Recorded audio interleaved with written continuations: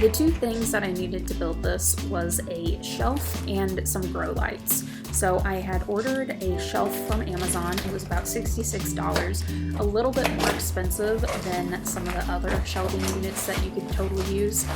But this one has a feature where it folds out, and that is just really helpful because we are in a rental house right now, so we won't be here forever. Not gonna lie, the shelf isn't the sturdiest thing, but it is lightweight and it's metal and it looks relatively aesthetic. A little bent right here, but I think I can make it work. I think it's totally fine, actually. So if my seedlings start to get taller, then here I'm gonna put the lights underneath this side. But if they start to get taller, I can raise this up and then that will light them down there. So they have that much more room to grow. But I don't think I'll have that issue because it's a pretty good size in there. Alright, I got my LEDs in. They look like this. I've already started. These are full spectrum LEDs that were about $64 on Amazon. So I am just attaching them with zip ties to the underside of each shelf. And then over here, that's how I attach the wire so far. I'm gonna get some white E-tape so that it all blends in. And then if I ever move, you can just put it up like that, fold all these sides in, and it'll be good.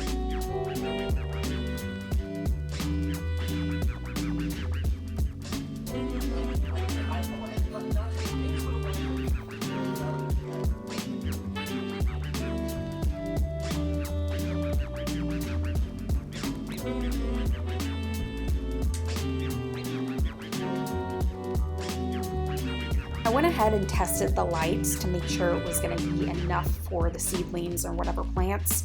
And you want to look for 5,000 or higher, and it wasn't getting those ratings in all of the places where the plants would be. So I went ahead and added a third light, and those numbers ended up a lot better. So I ended up adding a third light to the top two tiers.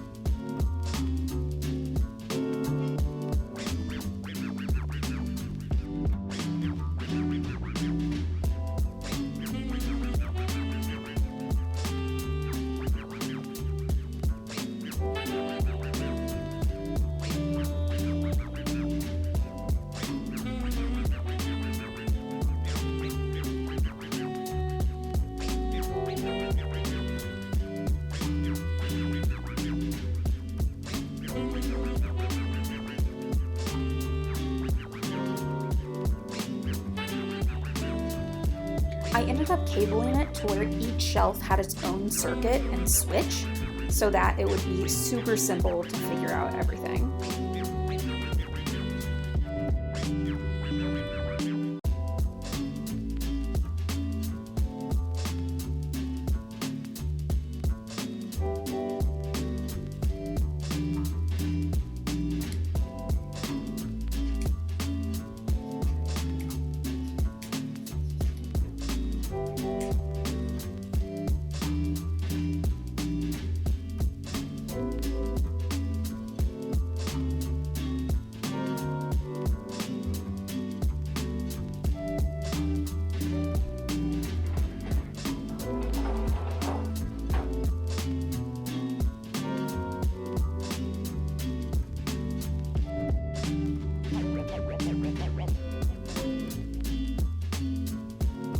Today is an exciting day because we are going to be planting the first seeds of the season, which I'm very excited for. So we're going to be planting habaneros, sweet bell pepper, cayenne peppers, asters, pincushion flower, sea holly.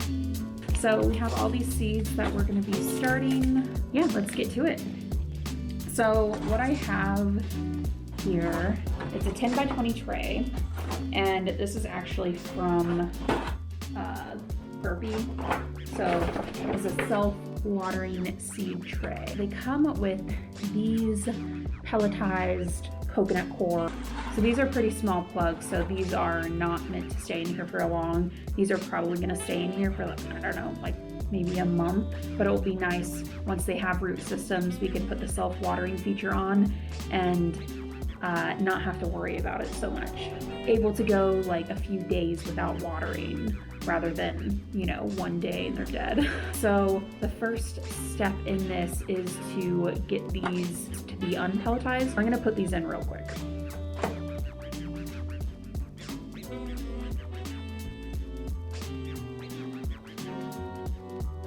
So we got those in. All right, so now we take some warm water and we just pour them in here.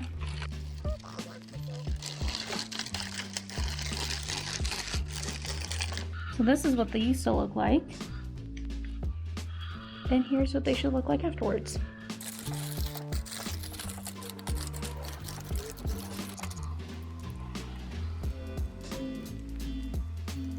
You basically just dig at them to get them all level and their soil kind of eased out of the shape that they were in.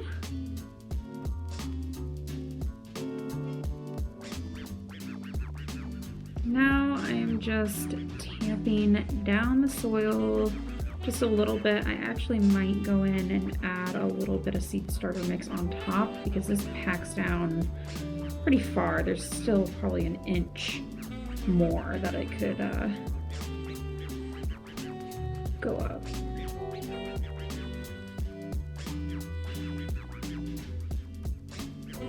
All right, I'm gonna give them a few minutes just to see if they rise up out of what I've pressed down. Now that that is done, I have my seeds, so I'm going to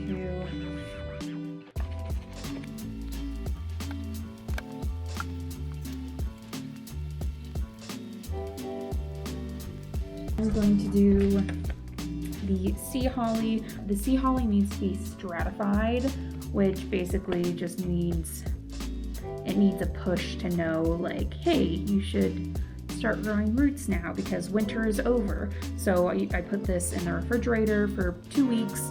It's a very damp paper towel in a plastic bag, and I just stuck it in the refrigerator. So I can even already start to see some of the seeds having little tiny roots. So that is a good sign.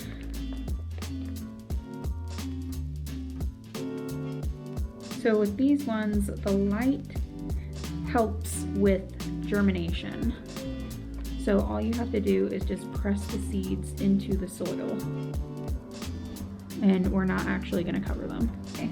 Now I'm going to put these in the Pincushion flowers into there as well.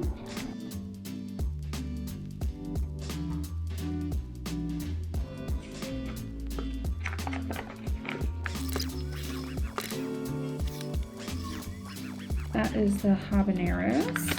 I'm going to do the Cayenne pepper now.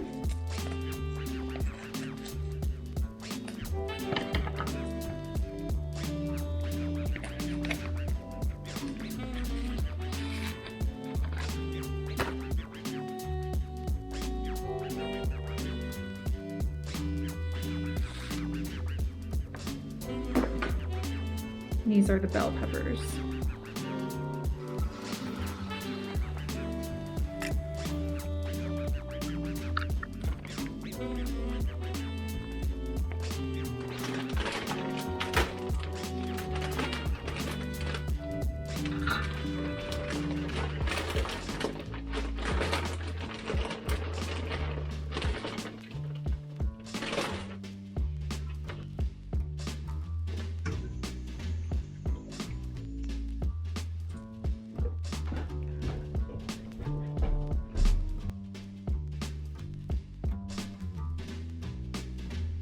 So I just want to moisten the seed starting mix like we did with the other stuff.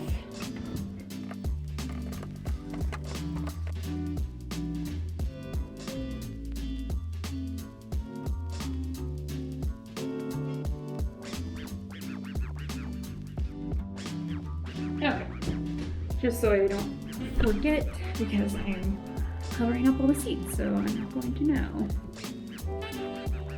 All right, it is completely planted. Look. I'm just gonna do a final watering and I'll be done.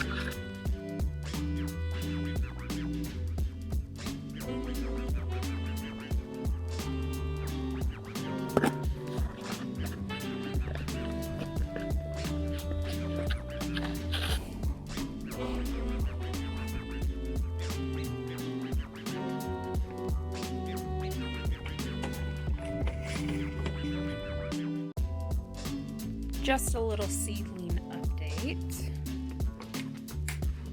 No, oh my gosh. I think we have bell peppers up.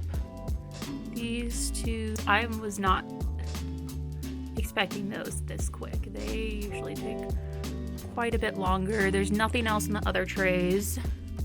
Habanero, cayenne pepper, pincushion flowers, and bell peppers. I'm really surprised that the bell peppers are up. I think that really I attribute to the seedling heat mat, because that's obviously worked. But you can see that pretty much all of the sea holly.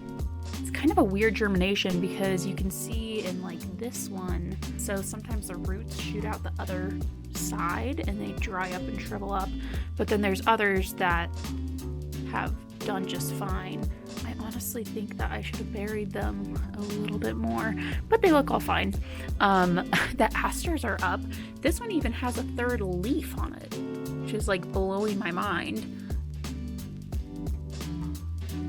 6 days, and this is the germination that we have. I've kept the heat mat on the entire time. I've kept the dome on for the most part. The mixture was a little damp, and so for the first few days I did try to keep it off a little bit just because it was so damp. But yeah, so the 6 days of growth, and I haven't had to water at all.